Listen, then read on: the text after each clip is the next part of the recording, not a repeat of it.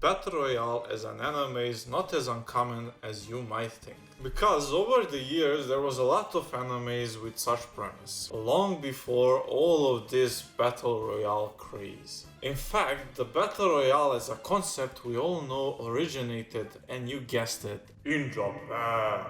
And it was actually made by a manga artist called Koushun Takami. And it actually had a movie adaptation called Battle Royale, which actually had a huge movie star called Takeshi Kitano. Actually, he is a big name even here in Serbia, because we had a reality show from the 80s called Takeshi's Castle, which was actually pretty hilarious. The movie was actually kinda bad, but it actually had a good concept. So after watching a movie, a lot of people had a big itch behind their ears. They wanted more Battle Royale, and soon enough, they would get it.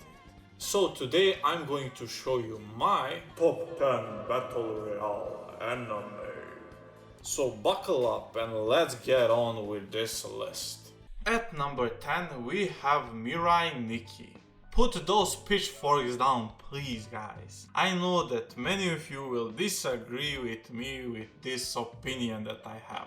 But I think that this anime was pretty addicting to watch. And even though I can agree with most of people what they say that MIRAI NIKKI was pretty trash, I still had a blast watching it. And now I will tell you why. MIRAI NIKKI has actually pretty unique and weird concept to it. 11 people have to fight in a battle royale where they use future diaries, which is basically a phone device that can read the future in a diary form. And I understand why most people don't like this anime, because after watching this anime you will never again want to hear the name Yuki.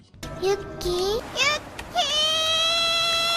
At number 9 we have Danganronpa. Danganronpa is pretty amazing, both anime and video games. This anime was actually based on a video game that is not probably how you would imagine a Battle Royale game. Don't think about Fortnite or PUBG in this case. When you think about Danganronpa, you should think more about Ace Attorney.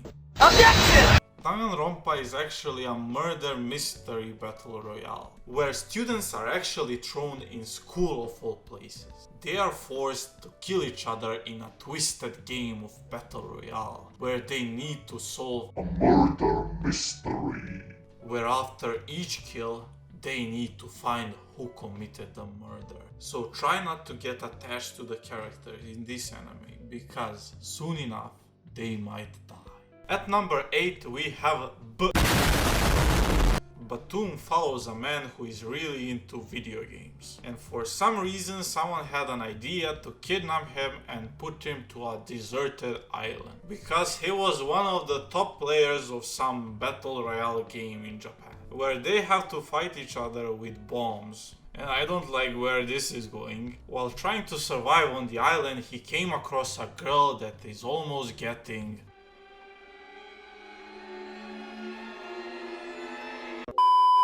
and soon after that, they fall in love. But it leaves you questioning, how old is this girl?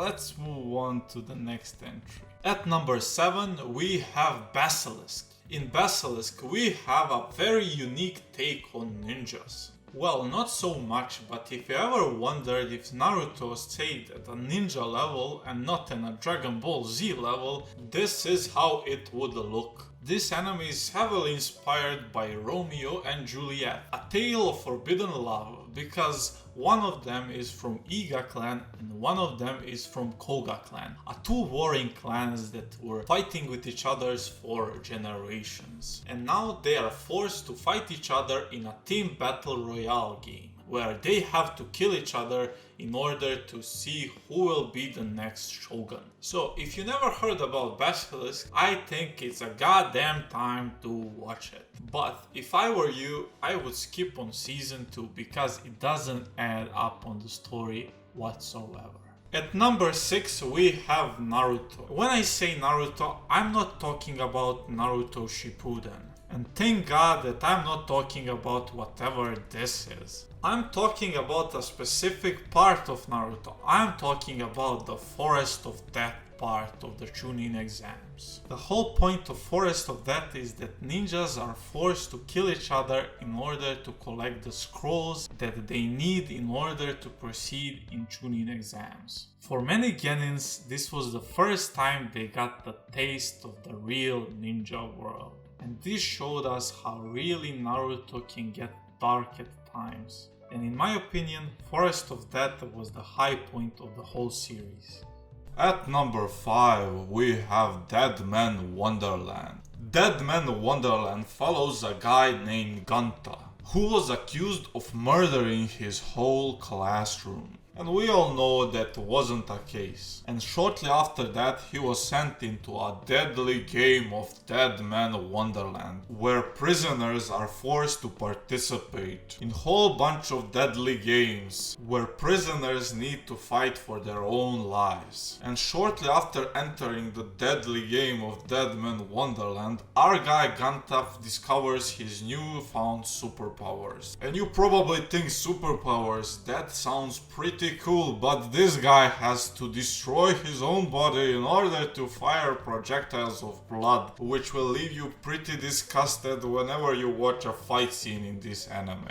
And at number 4, we have GANTZ. GANTZ as a concept is very freaking unique. GANTZ works pretty much like this. You die, you are sent into a mysterious room and you need to fight for your life against the aliens from all across the galaxies. They might be stupid, they might be angry, they might be onions, but still, you will need to kill them. And you won't need to do that once, you won't need to do that twice, you will need to do that at least 100 times. Which leaves our main protagonist King Kuruno in a really tough situation. And if you still didn't hear about GANTZ by this time, you should go and watch it right now. And at number 3, we have HUNTERXHUNTER. I'm talking about the 4th stage of the Hunter tournament in this case. It's actually a thing that Forest of Death was inspired by. Gon and his friends are forced to collect the badges from other hunters. And as people say, original is always better than a copy, and in this case I can't help but to agree. And this is where Gon first fights Hisoka, a creepy clown that really likes to fight the little boys. Which reminds me of another anime. At number 2, we have Death Parade. In Death Parade, people are forced to play games against each other in order to save their lives. Which reminds me of something. Would you like to play the game? They are forced to play the games like pool, darts and other games you would think about in those pool bars and stuff like that. You think the Death Parade as a premise is interesting, but they are not only fighting for their lives, you're exploring their personalities and other things like their past and what they were before they came into that dreadful place. And at number 1, we have Fate Zero. Most of you knew that this was coming because I used Fate Zero and Fate series way too much. Even though I think Fate Stay Night looks far superior to Fate Zero, I think that story determines the greatness of an anime. And Fate Zero takes the throne on this. In Fate Zero, mages summon ancient heroes from the past, where they need to fight in a twisted game of, you guessed it, Battle Royale. And probably some of you are wondering, why would they fight each other? Well, they are all fighting in order to get the Holy Grail. Well, that reminds me of something. Holy Grail in this anime grants you one wish, and that would be any wish you want, to you and your ancient familiar. And if by now I didn't convince you to watch Fate Zero, just imagine it has King Arthur with titties. If you like this video, please consider smashing that like button, tell me which list you would like to see next, and also, if you wouldn't mind, please try to subscribe to this very nice channel, and I will see you in the next one.